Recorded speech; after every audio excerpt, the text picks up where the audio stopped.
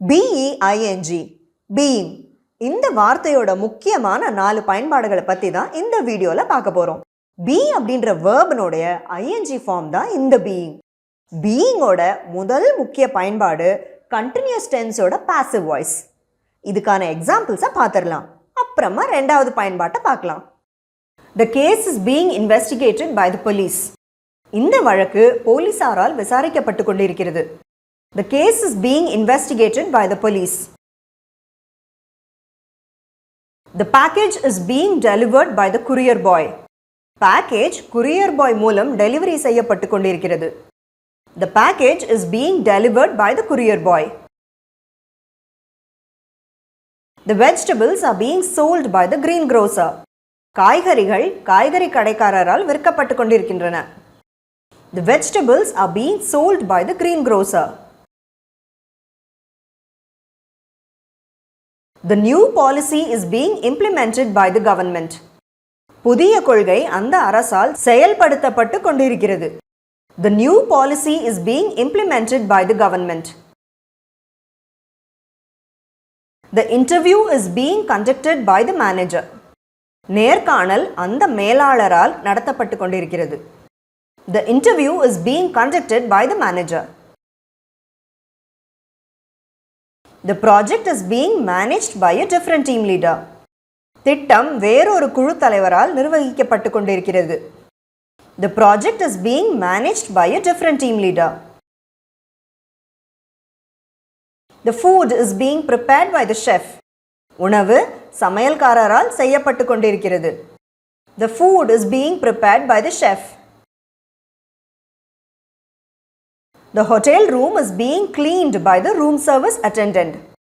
Hotel அறை சேவை உதவியாளரால் சுத்தம் செய்யப்பட்டு கொண்டிருக்கிறது. The hotel room is being cleaned by the room service attendant. பீயிங்கோட ரெண்டாவது முக்கிய பயன்பாடு ஜெரண்டா வரும். அதாவது ING verb வடிவத்தில் இருக்கிற ஒரு நவுன். அது சென்டென்ஸ்ல சப்ஜெக்டாகவும் வரலாம், ஆப்ஜெக்டாகவும் வரலாம். இதுக்கான எக்ஸாம்பிள்ஸை பார்த்துடலாம். அப்புறமா இதனுடைய மூணாவது பயன்பாட்டை பார்க்கலாம். Being happy is the key to life. மகிழ்ச்சியாக இருப்பது நல்ல வாழ்க்கைக்கு முக்கியமாகும். Being happy is the key to life. Being on time is essential. சரியான நேரத்திற்கு வருவது அவசியமாகும். Being on time is essential. Being honest is a virtue. நேர்மையாக இருப்பது ஒரு அறமாகும். Being honest is a virtue. Being a teacher is a real source of pride. ஆசிரியராக இருப்பது ஒரு உண்மையான பெருமைக்குரிய விஷயம். Being a teacher is a real source of pride. I love being around friends. எனக்கு நண்பர்களுடன் இருப்பது மிகவும் பிடிக்கும். I love being around friends. She hates being late. அவள் தாமதமாக வருவதை வெறுக்கிறாள். She hates being late. He enjoys being in nature. அவர் இயற்கையோடு ஒன்றியிருப்பதை ரசிக்கிறார். He enjoys being in nature. We adore being part of this community. இந்த சமூகத்தின் ஒரு பகுதியாக இருப்பதை நாங்கள் மிகவும் விரும்புகிறோம்.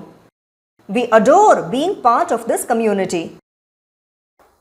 பீயிங்கோட மூணாவது முக்கிய பயன்பாடு ஒரு குறிப்பிட்ட நேரத்தில் மட்டும் இருக்கக்கூடிய ஒன்றின் நிலை, இல்லைனா ஒருத்தருடைய பர்சனாலிட்டி, இல்லைனா ஒருத்தருடைய பிஹேவியர் பற்றி சொல்கிறது. இதுக்கான எக்ஸாம்பிள்ஸை பார்த்துடலாம். அப்புறமா நாலாவது பயன்பாட்டை பார்க்கலாம். She is being rude to her brother. அவள் தற்சமயம் தன் சகோதரனிடம் கடுமையாக நடந்து கொள்கிறாள். அதாவது அவள் எப்பவும் ரூட் இல்லை, இப்போதான் இப்படி நடந்துக்கிறா. She is being rude to her brother. He is being extremely generous with his donations. அவர் தற்சமயம் நன்கொடைகள் அளிப்பதில் மிகவும் தாராளமாக இருக்கிறார். அதாவது அவர் எப்பவும் இவ்வளோ தாராளமாக கிடையாது, இப்போதான் அதிசயமாக இவ்வளோ டொனேஷன்ஸ் தராரு. He is being extremely generous with his donations. They are being very secretive about their decisions. அவர்கள் தற்சமயம் தங்கள் முடிவுகளை மிகவும் ரகசியமாக வைத்திருக்கிறார்கள். அதாவது எப்பவும் இவ்வளோ சீக்ரெட்டிவாக அவங்க இருந்ததில்லை. They are being very secretive about their decisions. She is being stubborn about her decision. அவள் தற்சமயம் தன் முடிவில் பிடிவாதமாக இருக்கிறாள். அதாவது அவ எப்பவும் ஸ்டபனா இல்லை, இப்போதான் இவ்வளோ பிடிவாதமா இருக்கா. We are being extra cautious with our investments. நாங்கள் தற்சமயம் முதலீடுகள் செய்வதில் கூடுதல் எச்சரிக்கையுடன் இருக்கிறோம். அதாவது நாங்கள் எப்பவும் இவ்வளோ ஜாக்கிரதையாக நடந்துக்கிட்டதில்லை, இப்போதான் இவ்வளோ காஷியஸாக இருக்கும். We are being extra cautious with our investments. The dog was being aggressive towards his master. அந்த நாய் தன் எஜமானிடம் அந்த சமயம் ஆக்ரோஷமாக இருந்தது. அதாவது எப்பவும் அந்த நாய் அதோட எஜமான் கிட்ட ரொம்ப பாசமாக இருக்கும். என்னமோ தெரியல, அப்போ அந்த மூமெண்ட்ல ரொம்ப ஆக்ரோஷமாக நடந்துக்குச்சு. The dog was being aggressive towards his master. The weather was being unseasonably hot yesterday. நேற்று வானிலை பருவத்திற்கு உரியதல்லாத நிலையில் வெப்பமாக இருந்தது. அதாவது என்னமோ தெரியல, நேத்திக்கு வழக்கத்துக்கு மாறா வெதர் ரொம்ப உஷ்ணமாக இருந்தது, எப்பவும் அந்த மாதிரி இல்லை. The weather was being unseasonably hot yesterday. The player is being extremely confident about his chances. அந்த விளையாட்டு வீரர் தற்சமயம் தனது வாய்ப்புகள் குறித்து அதீத நம்பிக்கையுடன் இருக்கிறார். அதாவது எப்பவும் இவ்வளோ நம்பிக்கையாக அவர் இருந்ததில்லை. The player is being extremely confident about his chances. பீயிங்கோட 4வது முக்கிய பயன்பாடு ஒரு அட்வர்பியல் கிளாஸாக வரும். அதாவது ஒரு வாக்கியத்தில் எந்த சப்ஜெக்டை பற்றி பேசுகிறோமோ அந்த சப்ஜெக்டோட நிலை இல்லைனா செயலுக்கான காரண காரியத்தை பற்றி கூடுதல் தகவல் சொல்கிறது. இதுக்கான examples: being exhausted, I need a nap. அதீத சோர்வாக இருப்பதால் எனக்கு கொஞ்சம் தூக்கம் தேவை. Being exhausted, I need a nap. Being an expert in the field, she was consulted. அந்த துறையில் நிபுணராக இருந்ததால் அவளிடம் ஆலோசனை கேட்கப்பட்டது. Being an expert in the field, she was consulted. Being in a hurry, he forgot to take his mobile phone. அவசரத்தில் இருந்ததால் அவர் தனது அலைபேசியை எடுத்துக்கொள்ள மறந்துவிட்டார். Being in a hurry, he forgot to take his mobile phone. Being a good friend, she supported me. நல்ல தோழியாக இருந்ததால் அவள் என்னை ஆதரித்தாள். Being a good friend, she supported me.